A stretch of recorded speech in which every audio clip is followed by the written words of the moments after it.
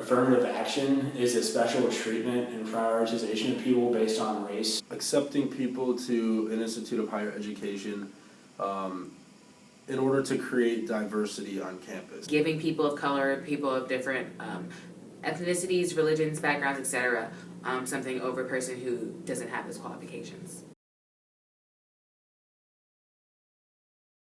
No, I really don't think it's fair to have race-based affirmative action just because I feel like that takes away a lot of opportunities from other people, even though people of different races definitely should have the same opportunities as others. It's a very necessary component, especially nowadays, in order to completely be able to give equal opportunity to certain marginalized groups.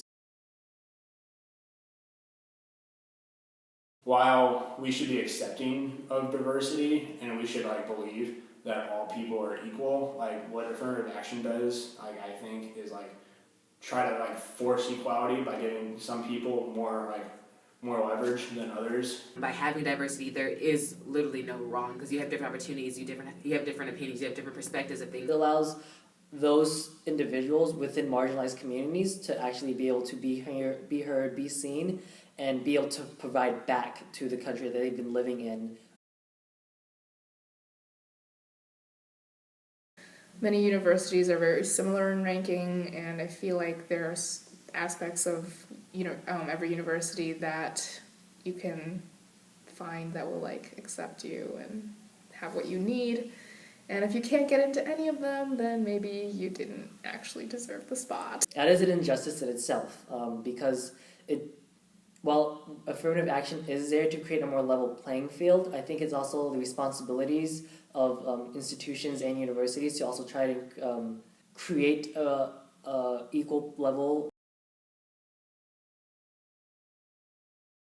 Focus more on socioeconomic background and meritocratic. I think that there needs to be a limit as to how long it can go on for. So I think affirmative action for 1 to 2 generations is the most that it can be before it becomes discriminating against the majority. I propose that we start educating equally at youth so that everyone starts roughly at a similar starting point. That would maximize a white person can only go so far, or a black person can only go so far, or another group, they can only go so far. They're not letting their merits or their background support them. You're already being categorized on your color. I think it's definitely better than just race-based in itself.